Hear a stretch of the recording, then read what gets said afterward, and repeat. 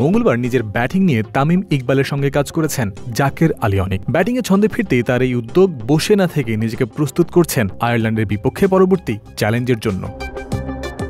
2 test ও 3 টি-20 ম্যাচের series খেলার জন্য আগামী 6 নভেম্বর বাংলাদেশ সফরে আসবে আয়ারল্যান্ড ক্রিকেট দল। প্রথম টেস্টের ভেন্যু সিলেটে বাংলাদেশ দল যাবে 7 তারিখ, মাঠের প্রস্তুতি শুরু করবে 8 তারিখ, অর্থাৎ মাঝে বাকি রয়েছে কেবল 2-3 দিনের মতো। তাই কোনো কালক্ষেপণ না করে মঙ্গলবার সন্ধ্যায় আইরিশদের বিপক্ষে খেলার জন্য টেস্ট দল ঘোষণা করেছে বাংলাদেশ ক্রিকেট বোর্ড।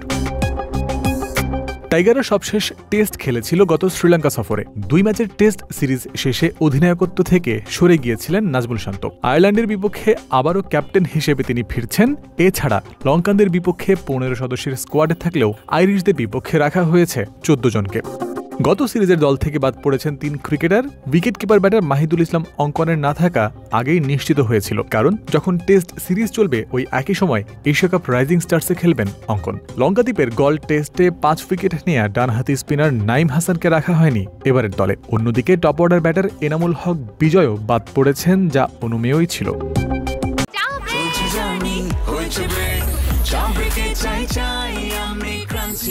যে কোনো চা ব্রেকে বিস ক্লাব ড্রাই কেক, চায়ের সাথে আয়েশ।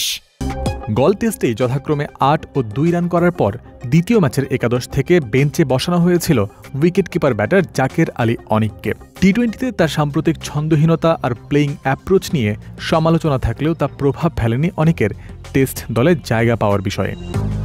বিজয় বাদ পড়লে তার বিকল্প হিসেবে দলে কে ঢুকবেন সেই সম্ভাব্য নামের বিষয়েও অধিকাংশের ছিল একমত। খারাপ ফর্মের জেরে বাদ পড়া মাহমুদুল হাসান জয় চলমান এনসিএল লঙ্গার ভার্সনে মঙ্গলবার পর্যন্ত দ্বিতীয় সর্বোচ্চ রান সংগ্রাহক। তার আগের এনসিএল টি-20তে 1 সেঞ্চুরি ও 2 50-র মাধ্যমে করেছিলেন আসরের সর্বোচ্চ রান। বিজয়ের বাদ পড়ার মতো জয়ের ফেরাটাও তাই অনুমেয় ছিল। টপ অর্ডারে শান্ত ও জয়ের সাথে আরেক স্থিতিশীল নাম সাদমান ইসলাম। মুমিনুল হক, মুশফিকুর রহিম, লিটন দাসদের নিয়ে বাংলাদেশের সলিড মিডল অর্ডার। স্পিন বিভাগে মেহেদি মিরাজ আর তাইজুল ইসলাম বর্তমানের প্রেক্ষাপটে স্থায়ী 2 নাম।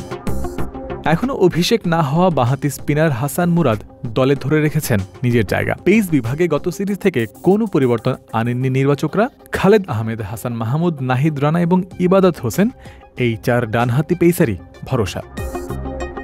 আয়ারল্যান্ড সিরিজের মাধ্যমে প্রথম বাংলাদেশি হিসেবে 100 টেস্ট খেলার মাইল ফলকে পদার্পণ করার কথা রয়েছে মুশফিকুর রহিমের। সিলেট টেস্ট হতে চলেছে তার ক্যারিয়ারের 99তম ম্যাচ, আর সব ঠিক থাকলে মিরপুরে নিজের 100তম টেস্ট খেলবেন মুশফিক।